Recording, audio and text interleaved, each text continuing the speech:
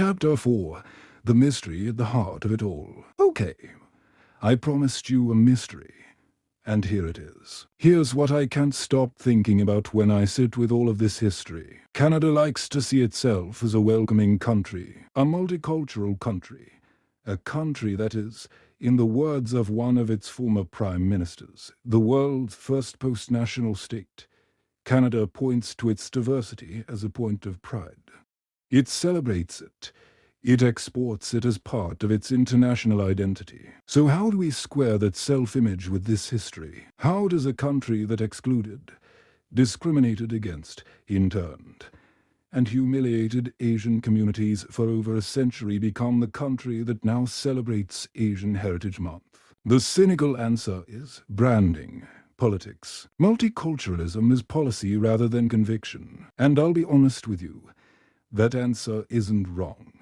There's real critique to be made of how Canada has sometimes used diversity as a kind of national PR campaign while structural inequalities have persisted.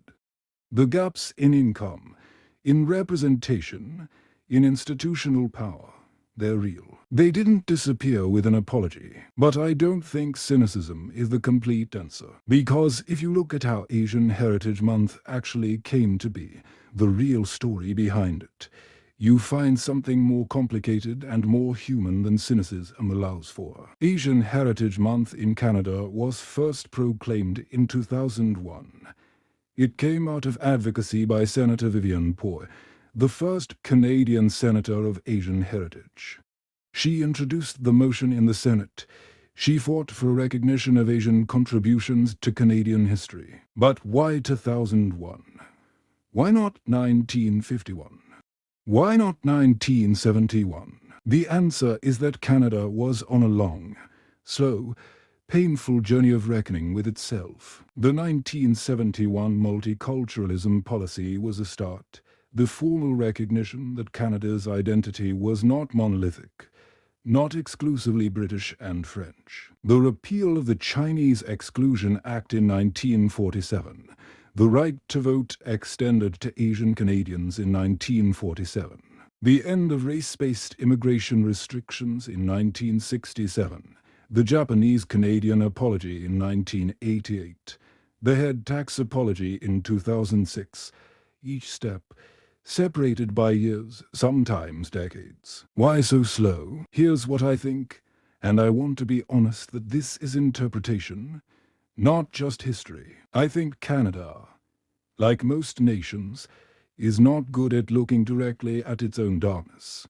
It's easier to celebrate the last spike than to sit with the unnamed graves of the men who built the railway. It's easier to teach about the cultural mosaic than to teach about the Chinese head tax. It's easier to be proud of welcoming refugees than to remember the Khmer Gotamaru. Countries do this. All countries do this. The difference is in whether they eventually turn and face it. And Canada, slowly, imperfectly, sometimes agonizingly slowly, has been turning. The head tax apology finally came in 2006 under Prime Minister Stephen Harper. It was over a century after the head tax was first introduced. The survivors who had paid it were almost all gone. The people who received the apology were largely the children and grandchildren of those who had suffered. And yet, the community said yes. We accept this, not because it was enough, but because acknowledgement matters, because being seen matters, because the act of a country looking at what it has done and saying that was wrong, even imperfectly, even late matters. There's a word in Japanese that I want to share with you here. Gaiman. It roughly translates to enduring the seemingly unbearable with patience and dignity. It doesn't mean passive acceptance. It doesn't mean giving up or forgetting. It means carrying hardship with grace, not letting it break what is most essential in you. And when I look at the history of Asian Canadians, across communities, across generations, across all the different threads of this story, I see Gaiman everywhere. I see it in the Chinese laborers who built the railway and then quietly built Chinatowns and raised families under impossible conditions. I see it in the Japanese Canadians who returned from the internment camps and rebuilt their lives without bitterness, who let their children grow up as Canadians. I see it in the Sikh farmers who worked the land for decades before they could vote. I see it in the Vietnamese refugees who arrived with nothing and made everything. That's not weakness. That is one of the most formidable forms of human strength. Chapter 5.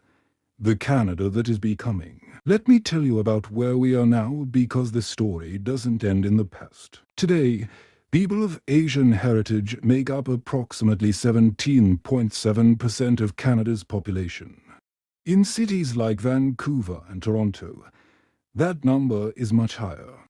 In Richmond, BC, the majority of the population is of Chinese or South Asian heritage. Asian Canadians are in every sector, every field, every level of Canadian society. They're in Parliament. They're running major corporations. They're teaching in universities, healing in hospitals, creating art that is reshaping Canadian culture. And Asian Heritage Month. Every May has grown from a Senate motion into something felt across the country. Schools teach it. Museums mark it. Cities host festivals. Communities gather. Stories are told like this one. That might have been too painful, too politically complicated, too easily set aside in earlier decades. But I want to be careful here, because it would be easy to wrap this up in a neat bow. Look how far we've come. And yes, look how far we've come. But also, look at how far there is still to go. Anti-Asian racism in Canada didn't disappear with Asian Heritage Month. The COVID-19 pandemic made that brutally clear. Across the country, there was a documented surge in anti-Asian hate incidents, slurs, spitting, physical attacks, vandalism. The model minority myth, the idea that Asian Canadians are universally successful and therefore don't face racism, was exposed once again for what it is, a way of making Asian experiences invisible. The myth is insidious for two reasons. First, it flattens the enormous diversity within Asian communities. The experience of a third-generation Chinese-Canadian professional is not the same as a newly arrived Cambodian refugee. The model minority narrative erases the poor, the struggling, the excluded within Asian communities. Second, it is used consciously and unconsciously to pit minority communities against each other. Why can't other minority groups be more like Asian Canadians? It's a wedge. It's a lie. And Asian Canadian communities have been actively pushing back against it for decades. Asian Heritage Month, at its best, is not about pretending all of this is resolved. It's about creating space, every year, reliably to remember what happened, to honor what was built in the face of it, and to have an honest conversation about where we still fall short. It's about making the invisible visible. And I think that matters, not just for Asian Canadians, but for Canada. Because every country has a gap between what it says it is and what it has actually been. And the countries that close that gap, even slowly, even imperfectly, are the ones that become genuinely worth believing in. Canada is a work in progress. So is every nation. So is every community. So is every person. But the work, the hard, uncomfortable, necessary work of looking honestly at history and asking what do we do with this, that work is worth doing.